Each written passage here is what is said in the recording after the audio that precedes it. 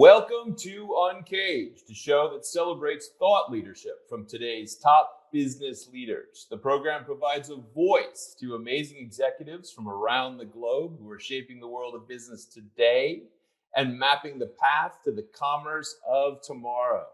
Today, we are talking to a new TV, or I guess the next generation of TV guru, Rob Aksman. Hey, Rob, how are you? I am good. How's it going?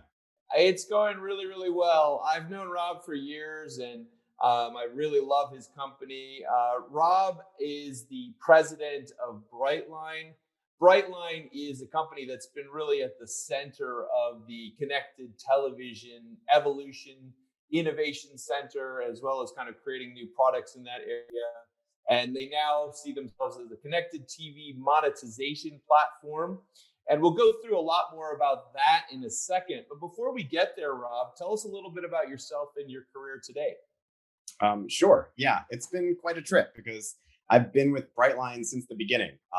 Not just the beginning of Brightline, but the beginning of my own career over 20 years ago. Which so I sat through a lot from being a junior level founder to pivoting the company, experiencing two very different but significant downturns in the economy, and emerging where we are today in the connected TV space, still focused very much on data-driven ad experiences and helping create better experiences for viewers while helping our supply partners better monetize their inventory.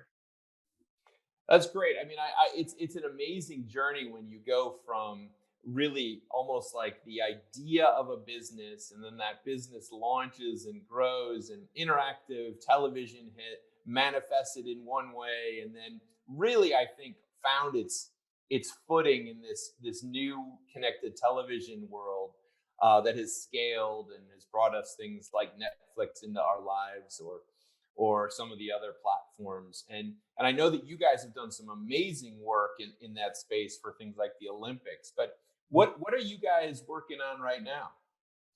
Sure. Yeah, I think, now that we've really expanded our footprint significantly, so we're working with all the major providers, which is very cool because it brings scale to this, which is very important for TV buyers. If they're going to want to do any kind of new ad experience, they don't want to put a lot of work in if it only can run in one place. So being able to run these things across NBCU and all the Disney properties, Discovery, et cetera, that's an important kind of foundation and almost table stake to develop something scalable. So now we're in the exciting mode of just in layering on all sorts of innovations, whether that's dynamic and getting better one-to-one creative messaging so that you can get to the right viewer with the right message, not necessarily targeting at the campaign level, but like at the when the ad's on the screen, making sure you're pointing out the right elements of a product to the right viewer based on what you know about them. That's a really powerful area because I think personalization is how we want our TV experience from a content perspective.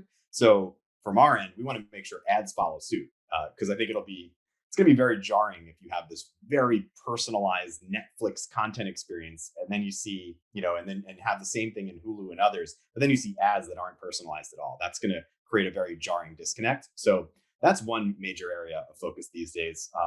And then as where interactivity goes, engagement has been around for quite a while. Now it's about connecting the dots to attribution and using it as an optimization metric, as well as closing the loop, getting right on through to make a purchase. And there's a lot of interesting ways to do that.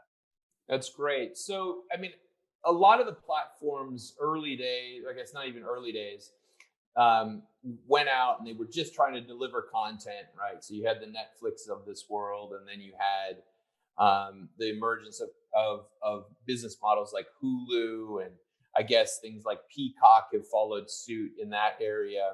And you guys really play in that kind of, I guess, ad funded or partially ad funded world. So when just give me an example of some of the work that you guys are doing right now. I know the amazing work you did for the Olympics a couple of years ago, and I think I saw that you guys were doing some more on that. So just be curious, how would that manifest itself? How would someone see the work that you guys do? Sure. Yeah. It comes in a lot of different flavors depending on what a given brand or campaign objective is. But when you think about the auto category, they're all over television, right? And they want to not just get their awareness messaging out, but they want to start you down the funnel. Not necessarily move you all the way there, because you still got to mostly go to a dealership to buy a car, although even that's changing. But if you can start playing around with it, getting tangible, that shows results for them. So for auto specifically, that'll often manifest itself in things like car colorizers and rotators, little fun things you can do during a 30 that let you get a little hands-on with the vehicle, see it at different angles, better understand what some of the new features and functionality are, and play around with it all with your remote control. And keeping it to a minimum, upper funnel, let viewers have a nice engagement. This way they've started down the sales process. And what's really cool about connected TV is just the level of data that's available. So you can also sequence messaging and move them through. So if they played around, now serve them a dealer locator, right? That's another really interesting piece about the addressable messaging, which is we can show actual one-to-one messaging based on where someone lives. So they would see the closest dealerships to their home, and then even give them ways of closing the loop. One click, and they can actually receive an email to schedule a test drive. I mean, it sounds great. I'd love to buy my next Tesla truck through that. Yeah, well, definitely set up the parental controls when that's available. So, Rob, you've lived through the evolution of the interactive television world, from the early promise that was so exciting, but at the same time not really scalable, Right, to really kind of where we are today. What are some of the exciting trends that you're seeing in the space right now? Yeah, I mean, I think the biggest is around the additional reporting and advanced analytics that are available, and the fact that it is scalable. That yes, there's still lots of devices, but that's not creating the fragmentation that one might expect. Because if you're doing an upfront with an NBCU or a Disney, they're running you on their properties across all of those devices, and you don't need to be concerned about that, because it is scalable, and it's getting to all the same content and networks that you'd like to previously were trying to reach across all of those devices. I think some people do get overwhelmed and think that it is fragmented because of that, but at the end of the day, all the leading AVOD providers out there are making it easy for buyers to get that scale. And if you're not going direct, the same goes for programmatic. It's pretty simple to set up a deal ID with any of the major CTV SSPs and get across that entire landscape with a single buy. So that's what's been very cool, because now. So I think, Rob, that's a really important point that you're making. So absolutely, a couple of years ago, it was kind of basically like I guess platform by platform, or connected TV provider by connected TV provider. And so what you guys have been part of is this evolution to a more streamlined approach that could be, it makes it a lot easier to push out across multiple providers. Or is there still some bumpiness there? Yeah, there's still a little bumpiness. I think it's still evolving. I do think we definitely crossed the threshold, though, but that tipping point is well past. Because I think back to the analogy is early days of addressable, when it was had to buy it from each individual cable or satellite provider. I think where connected TV is today, we're well past that. Like, you can get scale, and I think with the additional consolidation, it seems like someone's acquiring someone every day. The reality is you can reach 90% of the CTV viewing audience through a handful of the major TV network partners that most buyers have been working with for decades. And from our side, that I mentioned that the footprint is essentially table stakes, because now that that's in place, that same unit or whatever type of experience they want to implement can run across that whole entire universe. It's basically one tag, run it across every single partner that is on your CTV buy at this point. So let me change gears a little bit, Rob. I mean, the last year's been crazy. I know that you left New York City for a while, and with your family, your young family. How did you guys operate during this period? Sure. Yeah, I think some of the interesting positives that came out of that were, I was shocked and also inspired. And I think a lot of people saw the same thing. Like, how seamlessly everybody just kept working. It was incredible. We just basically packed up our office, everyone went home, and the next day everyone logged in, and it was as if nothing happened from like a work productivity perspective. everyone was terrified. We were all scared, of course, given what was going on. But from an actual work perspective, it was amazing to see. I mean, so it was inspiring to see how the people responded, but also the technology. Now that most things are in the cloud, it was a pretty seamless transition. So that was very cool. Now, of course, in the advertising business, a lot of people saw ad spend drop off a cliff in those early days, right? So those were some very scary moments. One thing that we were watching closely, which is what is now, thankfully, knock on wood, happening, is we were watching that despite ad spending dropping off a cliff in those early days because of the uncertainty, streaming was exploding. And I think we always knew that television was inevitable. We were going to go from legacy cable satellite to streaming television devices. That was the change that was happening. And it was more a matter of how much time. I think the pandemic accelerated that. So I think, basically 3 to 4 years worth of migration from legacy to streaming happened in a single year. So what we were hoping would happen, and is now happening, is that when ad spending would come back, it would come back way quicker to the CTV space, because that's where eyeballs really shifted during that time. And credit to the ad industry and the media agencies for tracking that behavior, because they reacted quickly, right? When they came back with their spending, they put it where the eyeballs were, and it didn't take them long to make those adjustments.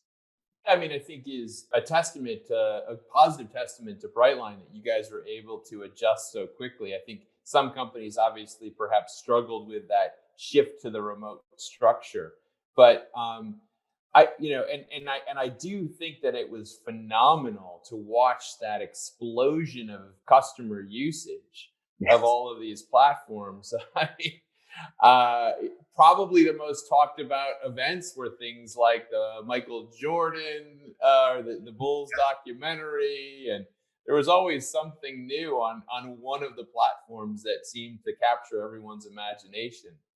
And it completely makes sense that now that things are coming back, it would be that advertisers would be looking much more closely and aggressively on the connected TV space. It's certainly proven to be to offer a wealth of data for them to really understand customers more effectively as well. So, I mean, as you look forward over this year and the next couple of years, what do you imagine will happen in the marketplace, and where do you see BrightLine evolving to? Sure. Yeah, I think we'll continue seeing some of the consolidation that's mostly been announced, and see that actually get translated into the apps that people are using. So there'll be just a handful of primary apps that become the aggregating points for all of their favorite content, similar to how we kind of had a few favorite channels on legacy cable boxes. And I think that migration to streaming is going to finish off, right? I think we'll continue moving in that direction.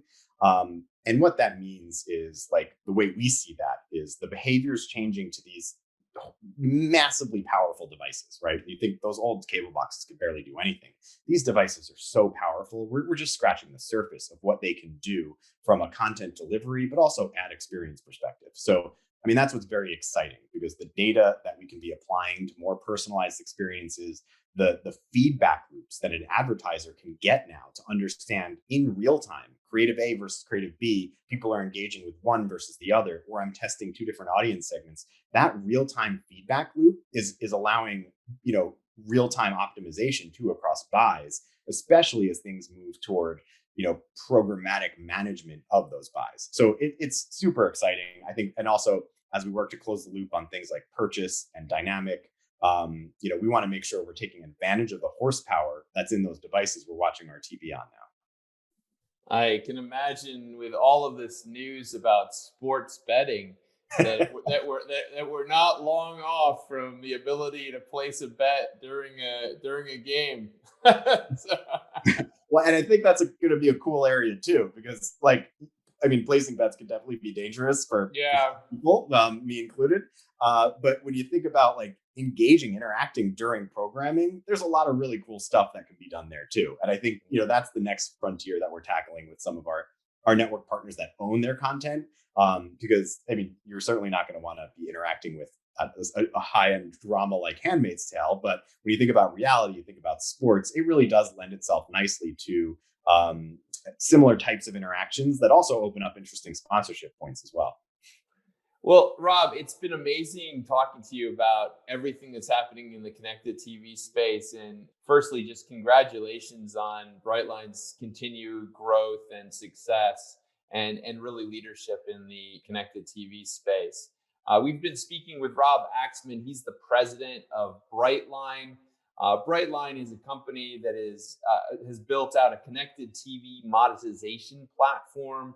We've been talking about the evolution of interactive television, some of the new things that are available in the marketplace, and really, I would say, the shift in the focal point of the industry from linear TV basis with cable, et cetera, to very much of a focus on this new connected TV world and the amazing data that's available to really drive deeper engagement with customers. And so I really wish BrightLine well. Rob, thank you so much for being on the show today. Learned a lot. Awesome. Thanks so much for having me. Cheers.